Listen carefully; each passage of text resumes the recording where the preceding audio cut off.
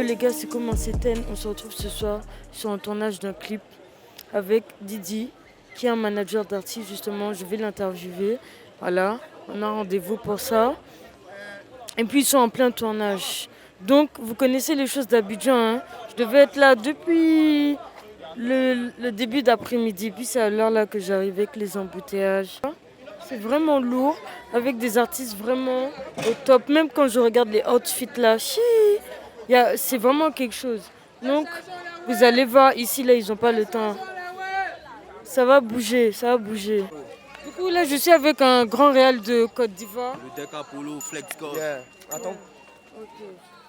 Yo, la famille, ça dit quoi? Abidjan, ça dit quoi? C'est tranquille, hein. Vous savez, Abidjan, c'est la fête, c'est le paya et c'est la bosse. Là, on a fini un paya, on est en train de bosser, on finit de bosser, on part encore faire un paya. Ok, lolo. Et au niveau artistique, là, ça donne quoi ici? Oh, c'est chaud, hein, c'est chaud. Vous-même, vous savez que la plaque tout le monde de la communication, c'est la Côte d'Ivoire. La Côte d'Ivoire est le canal de la com. Et vous savez, toutes les grandes stars viennent d'ici, tu vois. Tout a commencé ici, tout finit ici. C'est Babi. Tu as commencé là, tu as vu le changement et tout, au niveau artistique, comment ça pousse? Quand même, il y a de l'évolution. Il y a de l'évolution. On voit que l'industrie se développe. Il y a beaucoup de développement en ce moment au niveau de l'industrie musicale. Et il y a du concret. Il y a du concret en ce moment dans l'industrie musicale ivoirienne. L'un des meilleurs directeurs artistiques. Tu connais la main, d'Abidjan. la direction vintage. Il a travaillé avec Mosti. Ouais, Il a travaillé aussi. Bon, avec comme plein il travaille d'artistes. avec Plein d'artistes. Tout le rap ivoire, Goyo Da Vinci, pour le couteau, tu connais, c'est le gain. C'est le gain, il n'y a pas de bruit. C'est la direction art, très Akan culture, tu vois. Parce que nous, on est les Akan. Hein. Akan culture, très vintage, tu vois. C'est la direction. Parce que tu connais, l'autre côté, ils n'ont pas envie de voir ce qu'ils font, tu connais. Donc, c'est la direction. Ouais, on crée, on innove, toujours pour la culture. Ma vision, c'est pour promouvoir surtout la Akan culture, tu vois, juste pour l'Akan culture. Parce que les gens n'arrivent pas à comprendre, tu vois, notre culture. Ils viennent en Côte d'Ivoire, ils bougent. Ils savent pas, au fait, la profondeur, la langue. Parce que c'est la langue, surtout ça, tu vois. Faut qu'on puisse plonger les étrangers dans notre culture, c'est tout. C'est la priorité. C'est la capitale du showbiz. Voilà, Abidjan, c'est le show, c'est la fête. Et sans oublier que Abidjan est rempli de jeunes créatifs. Abidjan, c'est la diversité de cultures qui Voilà, se c'est la croisent. diversité de cultures. Surtout ça. Parce qu'on est mélangé avec tout le monde. Il n'y a pas de discrimination en fait. Il y a pas de... On est mélangé tout le monde ensemble. Il n'y a pas mouvement. Tu connais. Comme je te disais, voilà, pour 2024, franchement, nous les jeunes d'Abidjan, on a décidé d'innover en matière de clips, en matière de mode, en matière de musique. Voilà, parce que Abidjan, on a décidé de se concentrer sur l'afro surtout. Voilà, parce qu'Abidjan, il y a beaucoup de talent, il y a beaucoup de bonnes choses. Abidjan est rempli de beaucoup de jeunes créatifs dans le domaine de la musique comme dans le cinéma, dans la mode. Voilà, moi je suis dans la musique, ça fait pas mal de temps. Ça peut faire au moins 5 ans que je suis dans le rap ivoire. J'ai managé pas mal d'artistes, Père à son âme, Isamafor, qui faisaient partie du groupe Les Frères Sang. Voilà. On est concentré, on est focus. Voilà, on est focus sur le travail, on est focus sur la créativité. On n'est pas que dans la musique, on est aussi dans la mode. Comme je l'ai dit au début, Abidjan, c'est vraiment la plaque tournante du showbiz africain. Voilà, parce que la plupart de tous les artistes qui ont fait du buzz ou qui ont commencé dans la musique ou qui ont fait sortir un son qui a commencé à cartonner, ils vont tous prendre la direction d'Abidjan pour développer, pour essayer d'accroître son public, pour essayer de captiver plusieurs personnes, pour essayer d'agrandir son public. Donc comme je le disais, pour cette année, franchement, moi et mes artistes, on a décidé de travailler à fond. Voilà, parce que je pense que la population ivoirienne, on est beaucoup concentré, on est beaucoup à fond. Donc je pense qu'on peut avoir le même niveau que les artistes nigériens, que les artistes ghanéens. Parce qu'on est beaucoup créatifs et la plupart des artistes ivoiriens ont commencé à se concentrer. Ils ont commencé à donner la confiance à nous les managers, ils ont commencé à donner la confiance aux stylistes, ils ont commencé à donner la confiance aux directeurs artistiques. Donc ce qui fait que le travail prend de l'ampleur, le travail commence à être sérieux. Voilà, et je pense qu'au fil du temps, à travers les années, au plus tard, je donne maxi 2 à 3 ans, la musique ivoirienne, le rap ivoire surtout va commencer à prendre une autre tournure. Ça va commencer à péter. Ok, du coup là je suis sur le tournage là de Dirty et DTK et franchement c'est du lourd, que ce soit au niveau des gens qui sont là tout simplement, super sympa. J'en profite pour justement interviewer ma Dirty par rapport à tout ce qui est Afrobeats Ivoire du coup. C'est un mouvement qu'il a créé, que je suis tombée dessus justement sur TikTok par hasard. Et franchement, je trouve que c'est du lourd. Pour moi, les Ivoiriens, ils ont le potentiel. Ils ont beaucoup d'artistes qui font du lourd et ils ont le potentiel pour s'exporter en fait largement dans le monde, que ce soit dans le milieu francophone, forcément la France, le Canada, les Antilles qui vont les écouter. Mais je pense que généralement leur musique aussi est vraiment bonne en fait, travaillée pour que ça puisse exporter partout. Donc voilà, en tout cas, en termes d'image, on voit qu'ils reprennent les esthétiques de chez eux. Là, il y a les habits à Caen, voilà, les habits traditionnels. Voilà, les femmes, elles ont les sapes qui correspondent à tout ça. Voilà, c'est un mélange de tradition et de moderne en fait. Tu vois, c'est la New Wave, New Generation. Et c'est de ça que je vous parle. Voilà, tout simplement. Même Didi, le manager, qui parle et tout. C'est quelqu'un qui est multitâche, il a aussi une marque de bijoux, il fait énormément de choses. Et comme je vous ai dit depuis le début, tous les gens que je rencontre ici, ils font énormément de choses, il n'y a pas de temps à perdre. Et franchement, voilà, je suis fière en fait de vous montrer comment Abidjan est, comment Abidjan ça bouge, comment les gens ici, ils sont déterminés, ils font les choses et en plus ils sont super cool. C'est Abidjan les gars, Abidjan est zo. Ouais, l'afrobeat, tu vois, c'est un mélange de l'afrobeat nigériane, tu vois, non? Et puis de la culture ivoirienne aussi, c'est-à-dire la culture nigériane et la culture ivoirienne, les deux mélanges. Quoi. Moi j'écoute tout, hein. J'écoute Fela, j'écoute Angélique Kidjo, j'écoute Assa, je ne sais pas si vous connaissez Assa, celle qui a chanté Mr. Jealous. Ouais, j'écoute beaucoup, j'écoute un peu de tout, rap ivoire même, j'écoute rap ivoire. Un tout début est difficile, tu vois, non? En fait, moi, dans mes débuts, c'était vraiment compliqué, tu vois, non? Mais après, quand tu fais un son qui marche bien, ça devient un peu plus facile, tu vois. En tout cas, c'est difficile, mais c'est plus difficile comme avant, quoi. Voilà, ça devient un peu plus facile, tranquille, quoi. Okay. C'est pas qu'il n'y a pas des contacts qui nous appellent, mais seulement quand on cherche le meilleur contrat, quoi, tu vois, non. Parce que c'est vrai qu'on rêve d'aller faire écouter nos sons à l'extérieur, tu vois. Mais je me dis, avec un bon contrat, tu analyses bien, et puis tu vois le pour, tu vois, non. Et le contre aussi, tu vois. Et quand ça te plaît vraiment, tu bouges, quoi. Parce qu'il ne faut pas partir pour partir, tu vois. C'est un peu ça. Sinon, je reçois des appels, mais je me dis que ce n'est pas encore le moment parce que ce que je reçois, c'est pas ce que je veux en fait.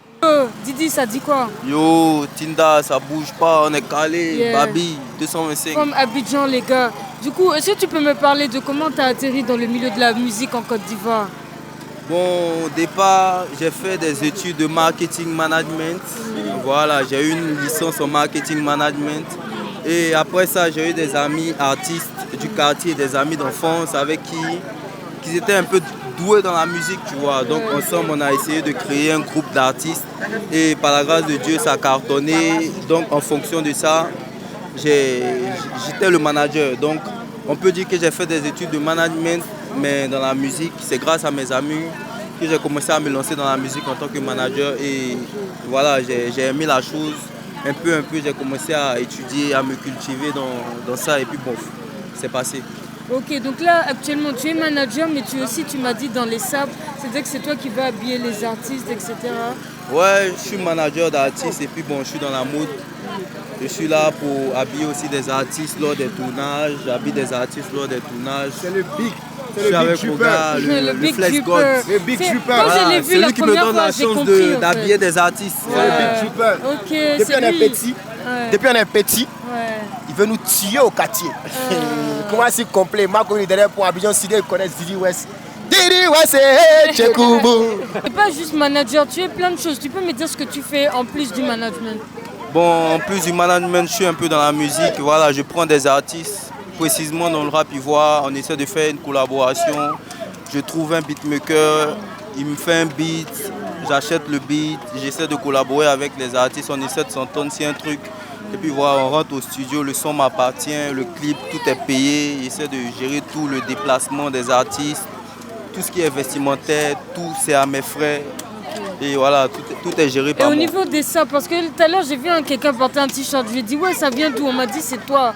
Et puis tes bijoux, quand je te demande j'aime beaucoup, ça vient d'où? Tu me dis que c'est toi aussi qui les as créés. En fait t'es vraiment un artiste globalement. Ouais, je suis dans tout, je suis dans la mode, je suis dans la création aussi.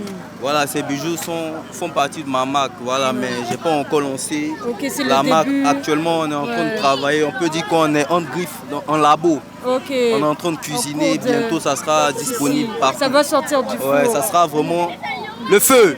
Ok. Le rap ils seront ivoire pas là, prêts. ça fait combien de temps que ça existe? Le rap ivoire, tout ça. Bon, le rap ivoire, ça peut faire 5 ans, 5 ans, 6 ans par là que le rap ivoire est là. Et les Voilà. artistes ils sont déjà big ici. Ouais, ils arrivent pas mal à performer, Ils peuvent ils arrivent s'en sortir vraiment à et avancer. tout. Ok. Voilà, ici, ils arrivent à s'en sortir, à prendre soin de la famille, Ouais. à prendre soin de lui-même, à essayer de faire avancer sa musique. En tout cas, les artistes vraiment qui sont concentrés, ils arrivent à avoir quelque chose dans la Ok. musique. C'est quoi ton mot de la fin là? Ce que tu peux dire aux gens qui nous voient globalement sur. Tu dis ce que tu veux mon gars. Bon, déjà, je peux dire à toutes les personnes qui ont des rêves d'être toujours focus, de toujours croire à ses rêves.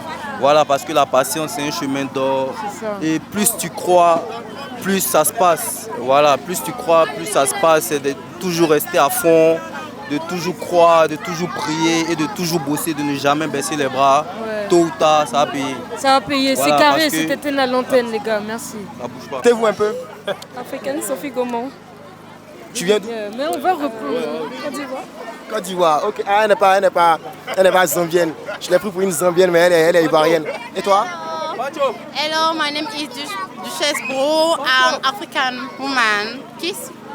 C'est une Miss, hein, je rappelle que c'est une Miss. Elle a participé au concours Miss Côte d'Ivoire, c'est une championne, donc elle fait partie des belles femmes de la Côte d'Ivoire.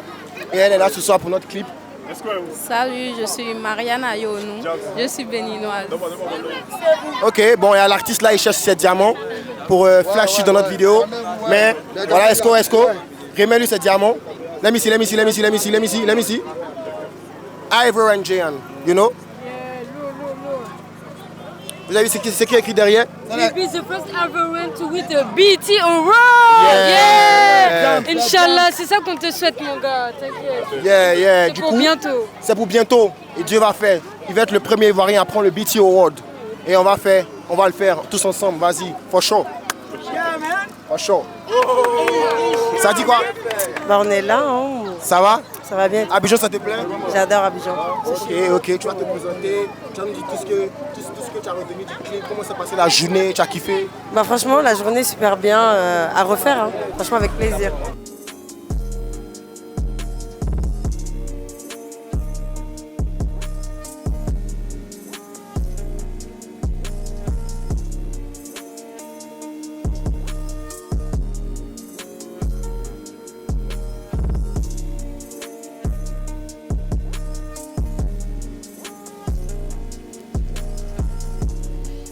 Hello les gars, c'est comment?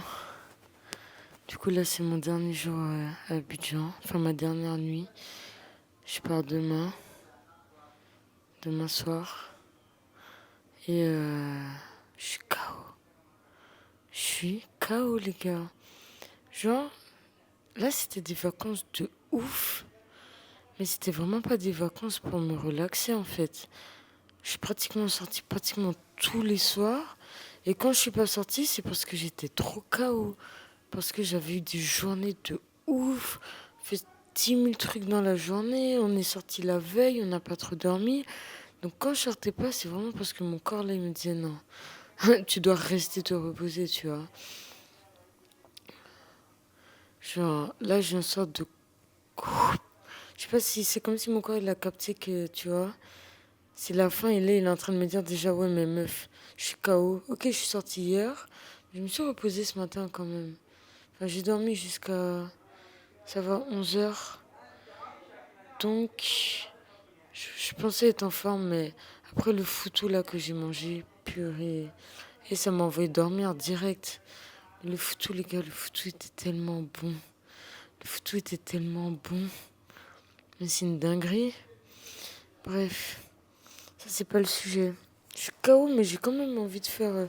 Parce que je sais que demain, j'aurai clairement pas le temps de le faire. Euh, je vais faire une comparaison, tu vois, là, par rapport à ce que j'ai vu et tout. Voilà, je vais juste dire ce que je pense. Euh, alors, ce qui m'a marqué à Abidjan, voilà, ce qui m'a marqué à Abidjan, c'est quoi? Déjà, c'est les gens en premier. Je pense que moi, ce qui me fait tomber amoureux des lieux et des endroits et... Hey! Quoi, tu as oublié le truc sur le feu? Tiens.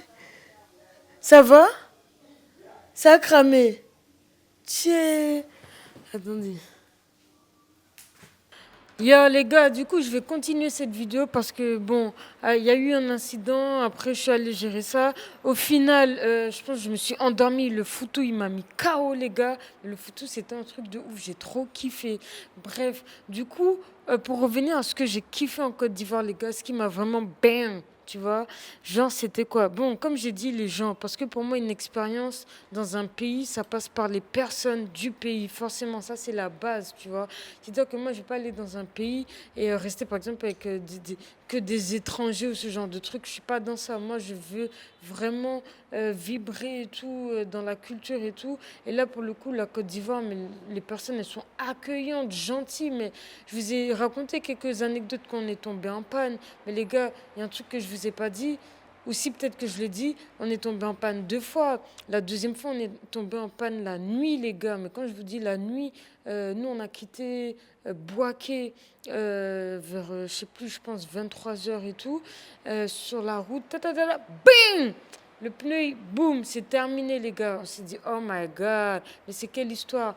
La chance qu'on a eue, c'est que moi, comme j'avais un peu besoin de... Bon, je vais pas raconter pourquoi on a dû se garer un peu. Mais en vrai, il faut que je le dise. J'ai besoin d'aller aux toilettes. Du coup, mon pote, il était déjà en train de remonter en fait la bretelle, tu vois. Et en fait, c'est à ce moment-là que le pneu, il nous a lâché. Heureusement, sinon, en fait, ça nous aurait pris sur la route et ça aurait été beaucoup plus problématique. Et en fait, ben, les gars, malgré que ce soit en plein milieu de nulle part, la nuit, on a trouvé des personnes, encore une fois, qui sont venues nous aider, qui ont géré cette histoire de roues, etc. Mais les gars, ils se sont démenés, vous n'êtes pas prêts. Tout ça by night. Et on a pu après reprendre la route et rentrer à Abidjan en fait.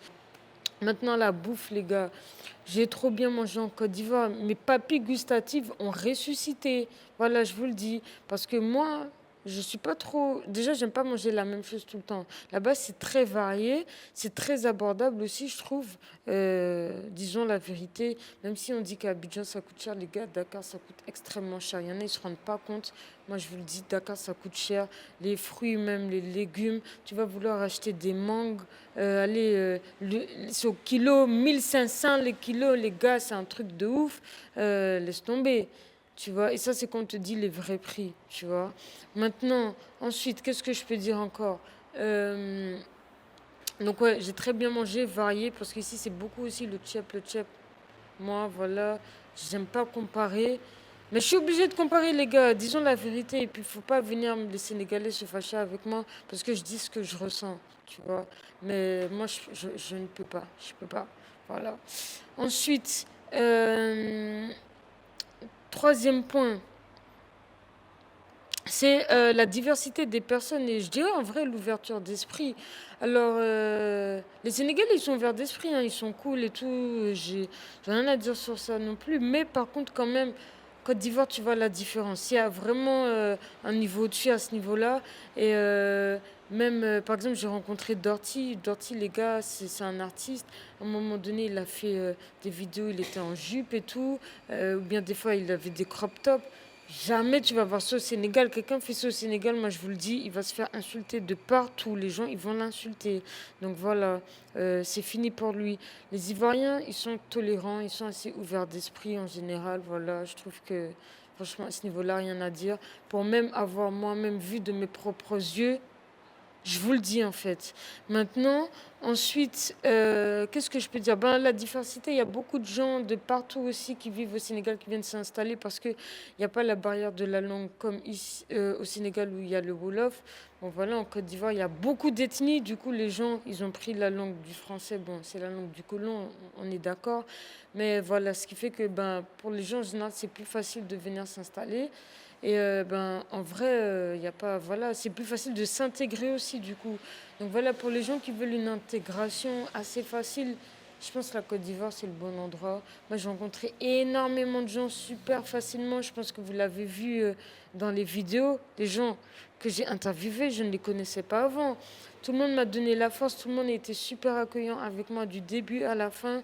Et j'apprécie vraiment ça et c'est super cool. Donc, big up aux Ivoiriens pour ça. Qu'est-ce que je peux dire d'autre? Bon, après, les gars, Dakar, pour moi, par contre, Dakar, il y a un point sur lequel Dakar, on ne peut pas toucher à ça. C'est la beauté de la ville, en fait. Voilà, c'est magnifique. Dakar, les gars, c'est magnifique. Surtout tout ce qui est la corniche, etc. Si vous venez à Dakar ou si vous êtes déjà venu, je pense que vous savez de quoi je parle. Dakar, c'est voilà, intouchable sur ça, vraiment. Et ça n'a rien à voir. Abidjan, malheureusement, pour moi, trop de buildings, c'est vraiment trop state, tu vois, trop mégalopole. Et c'est un peu vide de. L'âme du truc est vide, tu vois. Je sais pas si vous voyez ce que je veux dire. Tu sens que tu es en Afrique grâce aux Ivoiriens, grâce à la culture, mais au niveau de l'urbanisme, pas du tout. Et ça, je trouve ça dommage. Alors que à Dakar, tu le sens clairement en fait. Et je trouve ça super beau, super magique, super beau. Les gens sont fiers de porter les boubous tous les vendredis, etc. Moi, je kiffe ça. Donc voilà, il y a quelque chose dans le quotidien qui est vraiment différent, je trouve. Donc voilà, ça c'est mon point de vue, encore une fois. Et qu'est-ce que je peux dire? Les opportunités professionnelles, les gars, je pense qu'à Abidjan, alors certes, je pense que c'est très compétitif, mais Sénégal pareil. Et surtout, je pense qu'il y a beaucoup plus d'opportunités professionnelles. Il y a beaucoup plus d'opportunités professionnelles sur pas mal de points. Donc je pense, voilà, ça c'est mon avis à moi. Les observations que j'ai faites et j'espère que ça peut servir à certaines personnes en tout cas. Et voilà, donc je vais m'arrêter là, sinon la vidéo elle va être trop longue. Et sachez qu'il y a d'autres vidéos qui arrivent, les gars. Donc voilà, big up. En fait, Abidjan, ça m'a fait du bien. Je savais pas que j'avais besoin de ça en fait. Au début, c'était juste des vacances, quoi. Mais là, ça a changé. C'était pas juste des vacances. C'était spirituel ce qui s'est passé ici. Tout ce que j'ai vécu, toutes les rencontres que j'ai faites, ça a changé ma vie, je peux le dire. Là, ce début d'année, ce voyage à Abidjan, la Cannes, c'est une expérience unique au monde. Et je serais venue à Abidjan à un autre moment, je pense pas que j'aurais vécu tout ce que j'ai vécu. Franchement, c'est pas possible. Donc j'étais là au bon moment, avec les bonnes personnes. Et j'oublierai jamais. Merci à tout le monde. Merci à tout le monde qui a fait partie de mon voyage. Merci à mes potes, merci à Kiss, merci à Steve, merci à Camille, merci à Ivan, merci à Lionel, merci à Rosie, merci à toutes les personnes que j'ai interviewées.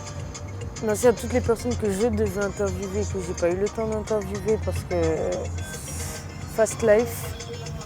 Voilà, j'espère pouvoir revenir pour continuer et pour juste kiffer aussi à Abidjan parce que je me sens bien. Et c'était un voyage limite spirituel aussi. Avec les potes, c'était la famille en fait. C'était plus de l'amitié, là c'était vraiment fraternel. Et ouais, voilà, tout simplement. Merci à tout le monde, on se retrouve à Dakar. J'espère que ça va bien se passer pour mon vol. Parce que là, je pars avec un Sénégal. J'avais du retard à l'arrivée, mais ça allait parce que l'heure à laquelle j'arrivais en soi, c'était pas trop problématique. Mais là, laissé mes clés à Lisa.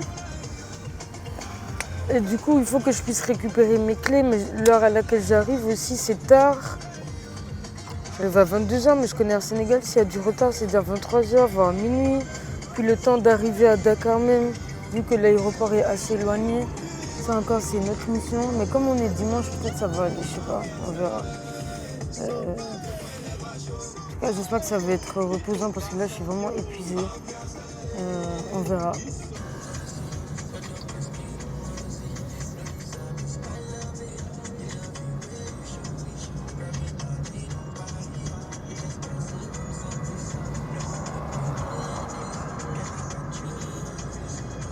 Bon les gars, je suis arrivée grave en avance en vrai de vrai.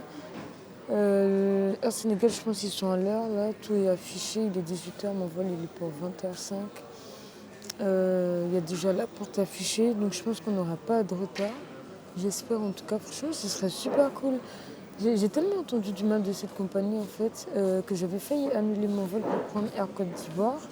Parce que les gens me disaient ouais, Air Sénégal c'est chaud et tout. Bon au final j'ai pas vraiment de soucis à l'aller. Là au retour on verra.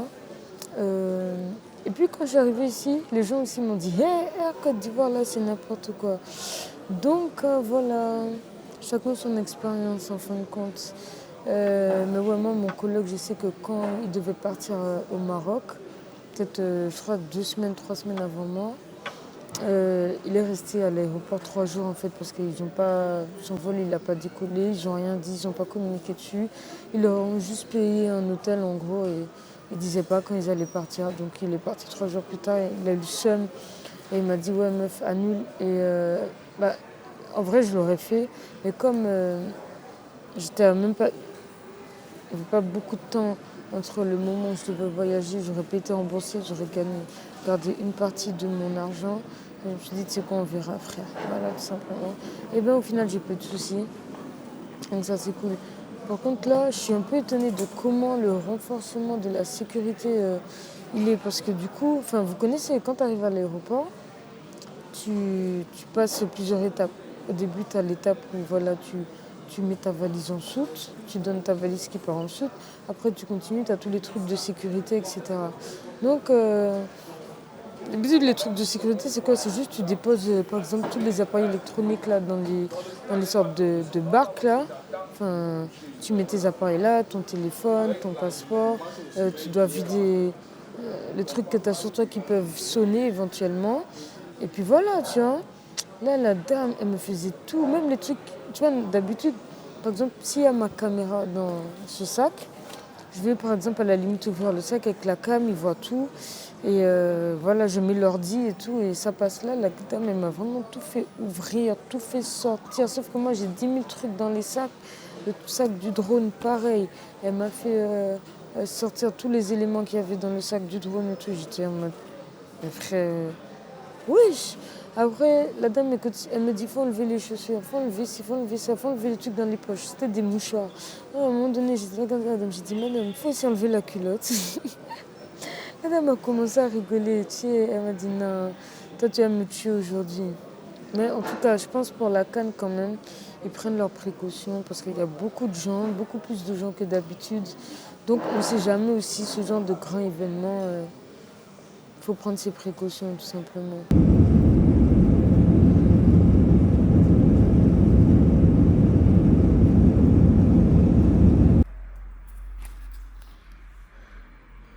Et ouais, je suis rentrée, bébé, je suis rentrée. Hey. I'm back. I'm back, guys.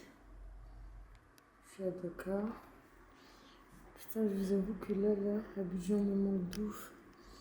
Abidjan me manque, mais je suis contente de retrouver mon bébé. J'essaierai de ne pas partir sans lui la prochaine fois. Oh les calmes. C'est 1h du mat, les gars. Oh les calmes.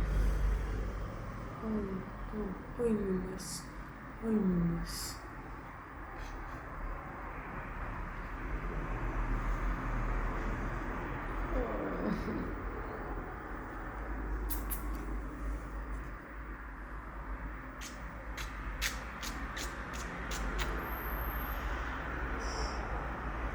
Oh le petit, oh le massage.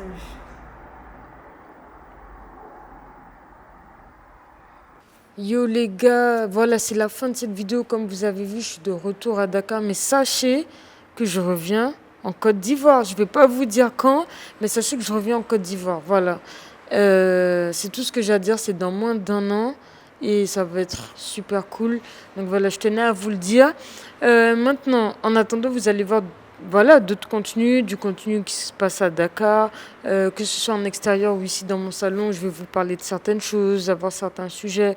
D'ailleurs, si vous avez des questions ou quoi que ce soit, vous n'hésitez pas. En tout cas, sachez que je vois tout et que je vais répondre à un maximum de choses et que je vais vous raconter aussi certaines choses.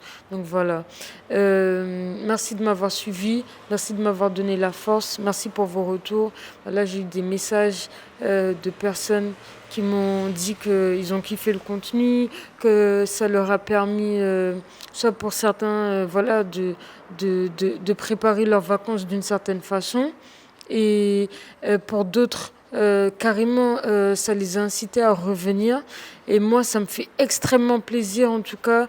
Le but, c'est ça, hein, c'est de partager, de donner la force aux gens.